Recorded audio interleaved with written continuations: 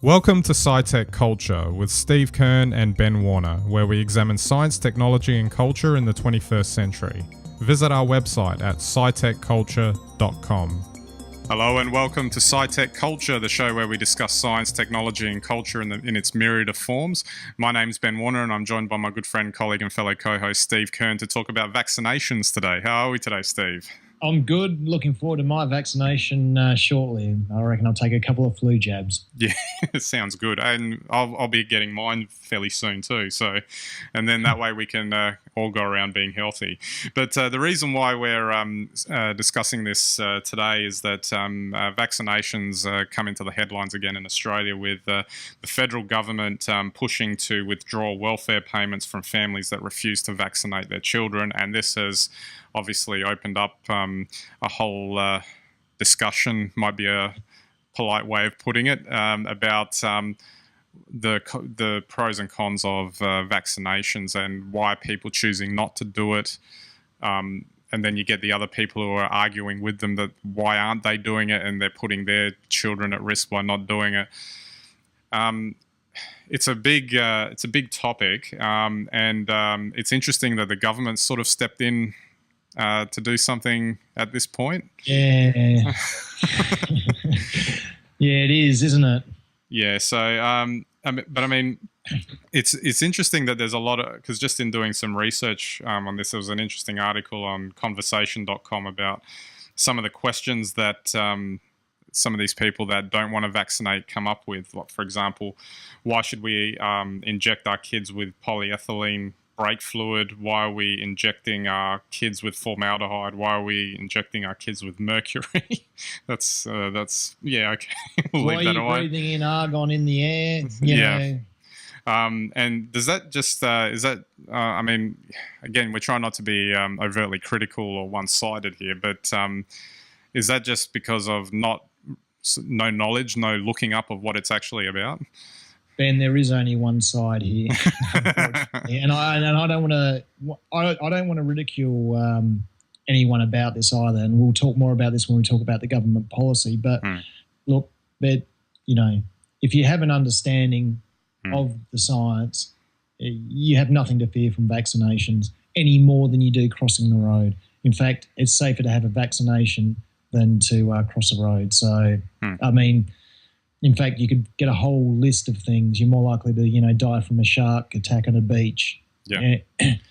There are risks with everything we do in life, but the risks with vaccination are so minute that they don't even rank. Unless we not forget the fact that vaccinations are, in effect, a way to get the body to start building up an immunity against a particular disease. So you would think that just on that alone, and given probably the progress that's been made with vaccinations over so many years now, that that's where the value lies. That there's obviously still work being done on vaccinations for tough diseases to crack, so to speak.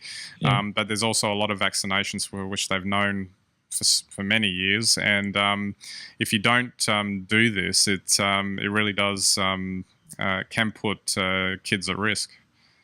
Look. Absolutely. I mean, if you just want to take 2 or 3 points, we've spoken about longer lifespans on SciTech Culture before, and Fist Chat even. And look, the reality is that reduced infant mortality, reduced child death rates are thanks to vaccinations and antibiotics. And the same goes for our longer age or life expectancies. Yeah. Antibiotics and vaccinations have underpinned that. And you only have to go back 40 or 50 years, and there's still people today who caught polio as kids who can tell you and show you what happens, and vaccinations, without them, we'd still be living effectively in the Middle Ages. Yeah, exactly. But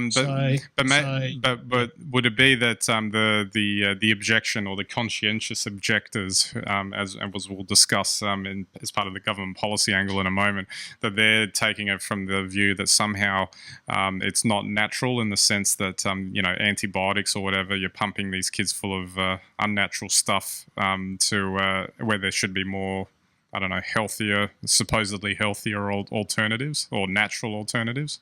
Look, I think everyone who actively objects to vaccination will have their own reasons, and they could be any reasons. And whether they're right or wrong based on the information or knowledge that we have probably really doesn't matter.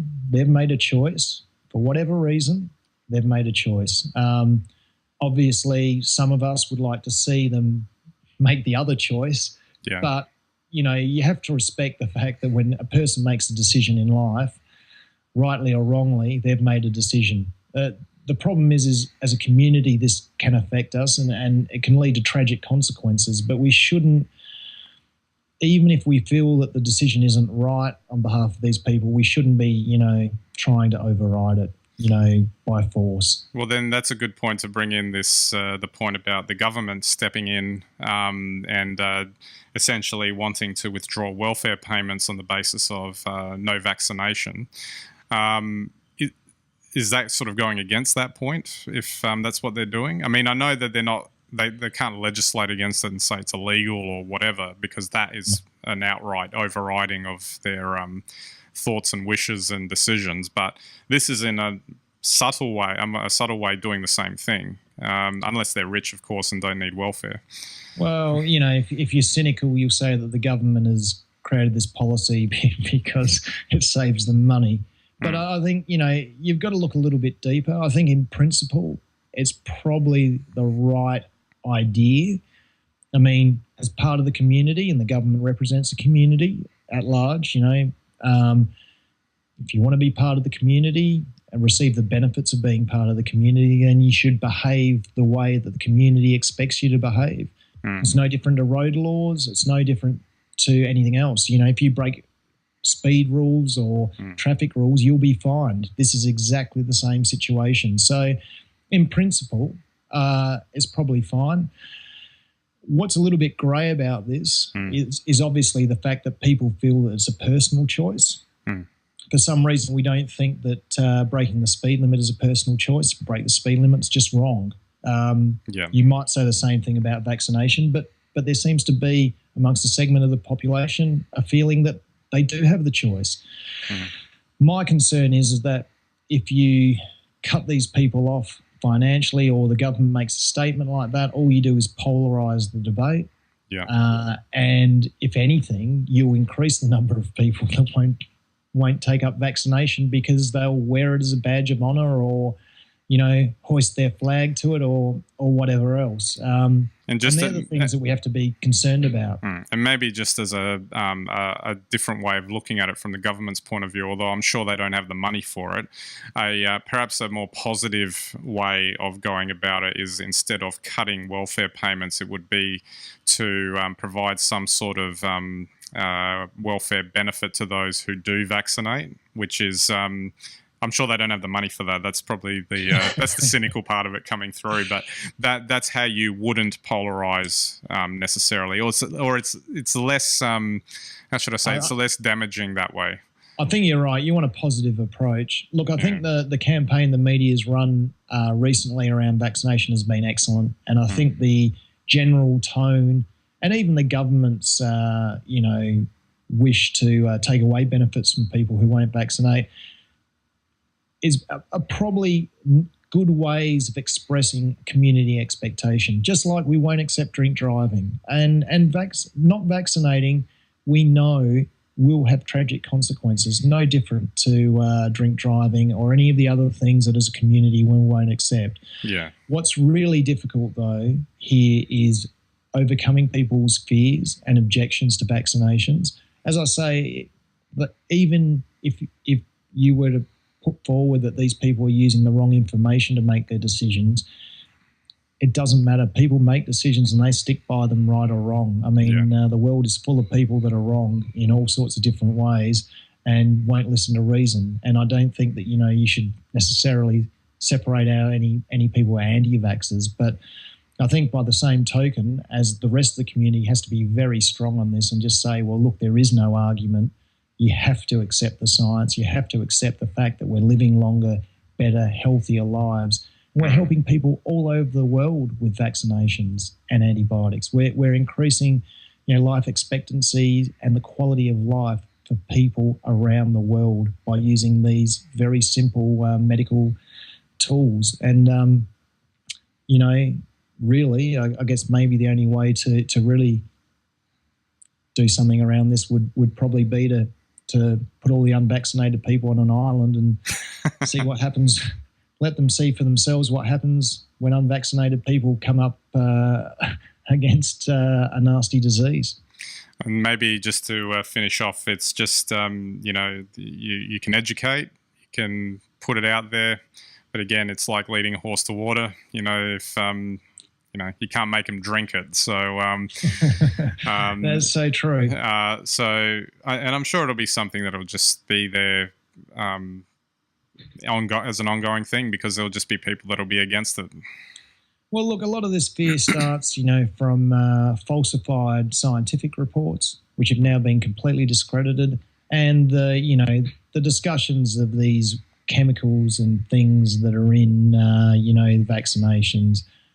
Honestly, you're breathing them in, unless you live in a straw hut in the middle of the woods, away from factories and everything else, and only, breathe the forest air, which is probably mixed with fungal spores or something nasty like that.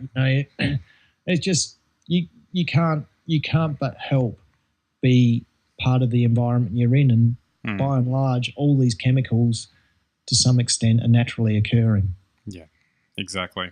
All right, Steve, we might wrap it up there, and we'll keep an eye on it. We'll see where it leads.